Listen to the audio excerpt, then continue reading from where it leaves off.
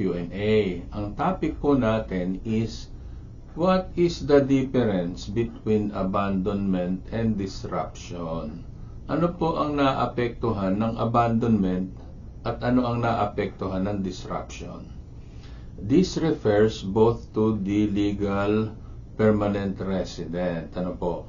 Ang abandonment ng legal permanent residency, ibig sabihin ay you are no longer a green card holder kasi inabandon nyo na yung inyong status.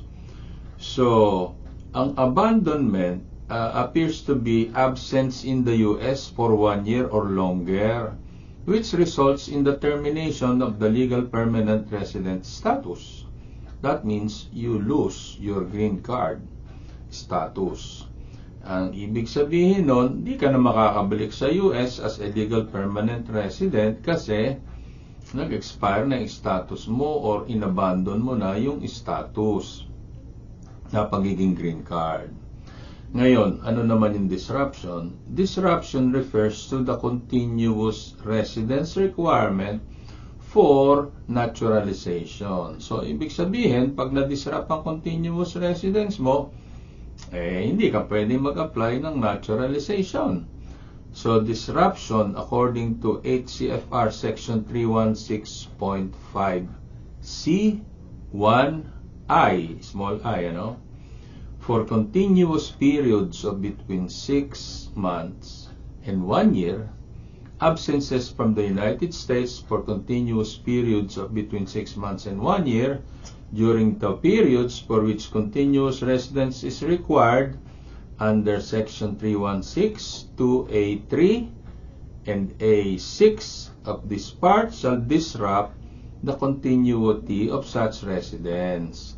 So, disruption of residence affects your eligibility to apply for citizenship or naturalization.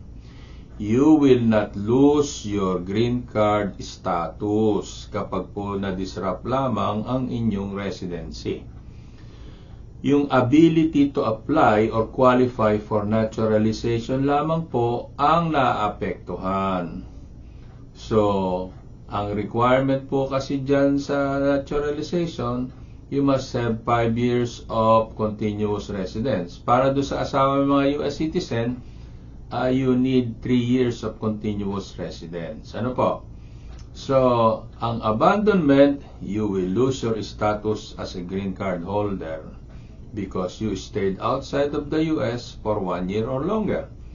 Ang disruption naman ng continuous residence, it will disqualify you sa pag-apply ng naturalization or citizenship.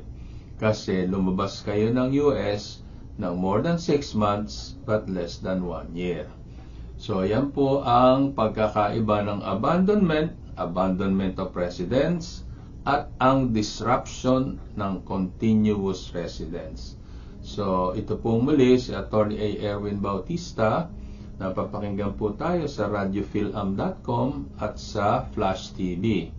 So, abandonment, you lose your green card status. Disruption of continuous residence, you get disqualified for applying for naturalization. So, yung abandonment, medyo mas malaking problema yan kesa dito sa disruption. Ano po? So, yan po ang ating topic for today. Sana po ay nalaman ninyo kung ano ang pagkakaiba nitong dalawa na ito para maiwasan ninyo, depende sa purpose ninyo. So, muli po, maraming salamat sa inyong panonood at pakikinig. Kung mangyari lamang po na pwede nyo i-click yung ating subscribe button at yung like, ay marami pong salamat sa inyo at kung pwede, share nyo na rin. Sige po, see you in our next video.